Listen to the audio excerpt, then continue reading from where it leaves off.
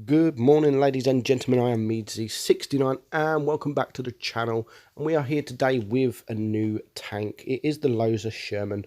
Now, the Loza Sherman, about a month ago or a month and a half ago, was accidentally put into stores, which I bought. It was quickly removed. I never actually received the tank. They removed it so quickly I didn't receive the tank because they were supposed to put it in the game files itself and not the store. Back then I bought it for 7,000 gold, and you can have a bundle where you can get it for 8,000 gold. So I'm assuming it will be about the same price. Now, it's pretty much the same as a Fury and the Easy 8 in the tech tree. 2,000 DPM, slightly better DPM, but it has the same penetration, 128, same alpha, 160.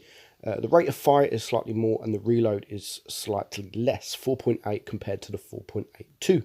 It has the same caliber gun, same shell velocity, but it has better aim time and better gun dispersion. Now, the Loza, remember, is actually a Russian tank, whereas the Fury and the Sherman are both American. Gun depression is 10 degrees, whereas the other two are both 12 degrees. Speed is 48, which is a bit more than the Fury, but exactly the same as the Easy 8 Sherman. Repair cost is less. It has less HP, 920 compared to 980. The whole armor is exactly the same. The turret armor at the front is slightly less, but it is slightly more on the sides and the rear. So the Loza Sherman. Now, is it worth buying? I mean, 7,000 gold, it's not. It is. I know it's a tier 6, and 7,000 gold is quite steep for a tier 6, but is it worth it? Now, if you haven't got the Fury, then I would probably recommend this tank, because I love the Fury. It's a really good tank. But if you've got a Fury, really, there is no point buying this tank. You're pretty much buying two of the exact same tanks. It really isn't worth buying. But if you haven't got a Fury, then yeah, sure, it's worth buying. It's a nice, fun little tank.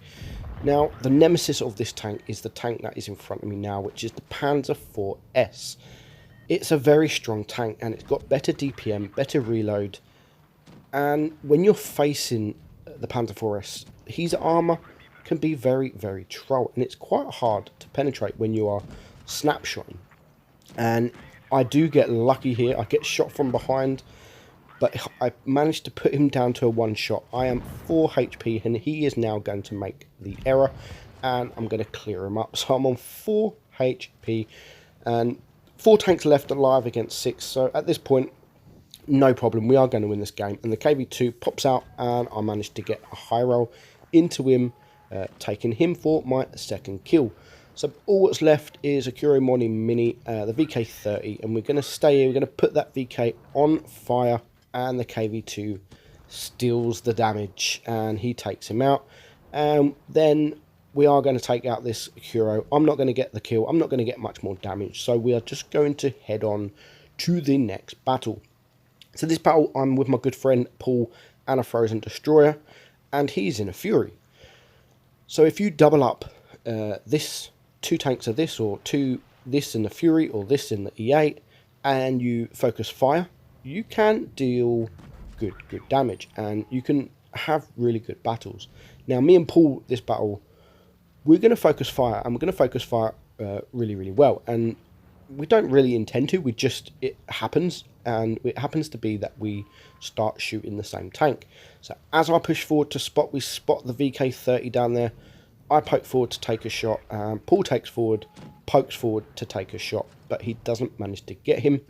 And then we get another side shot into the Type 58, which again, now that VK is going to poke forward, Paul's going to shoot him, and we are going to clear him.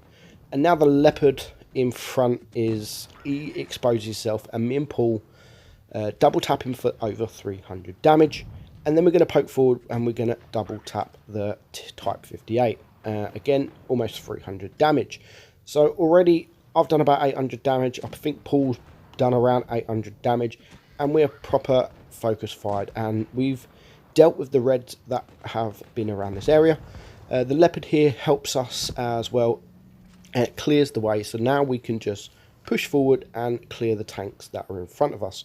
So again, there's a Panzer IV there, and we do bounce, and you can just see the armor is, because it's sloped, it is actually very, very troll, except for the bottom plate and the top plate. But if you're not aiming, it can be very hard to penetrate. And we take out that T25, which just leaves 2 tanks, or now 1 tank remaining, which is the Stug.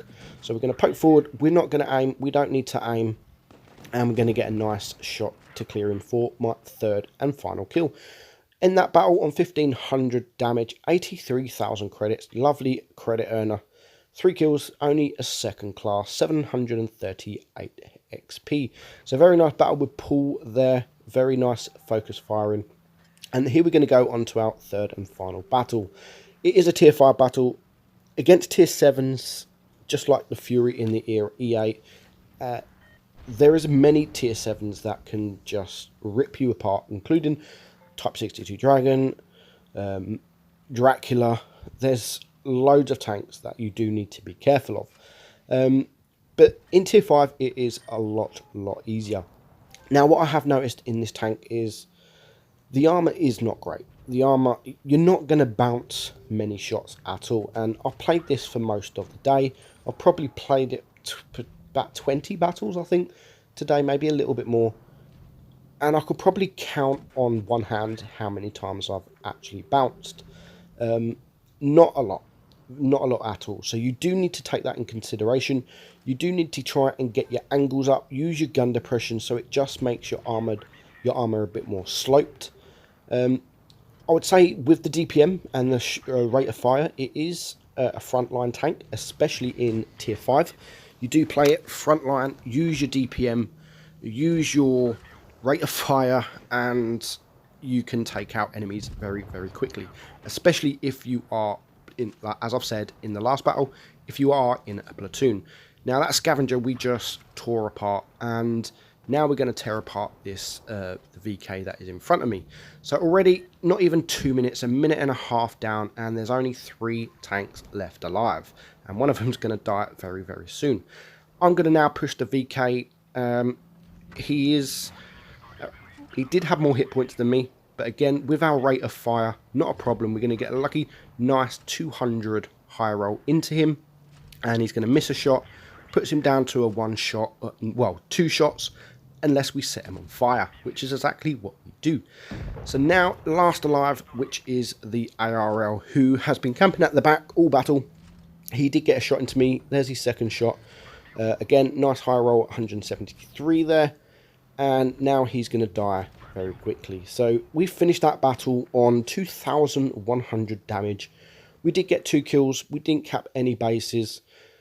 So I was surprised to see it was only a 1st class. But that battle we earned 93,000 credits. So very nice tank. But again, if you've got a Fury, this tank really isn't worth buying. But if you haven't got a Fury, sure, it's a nice fun tank. But for now, I'm Meadsy69. And I will catch you all soon. Bye-bye.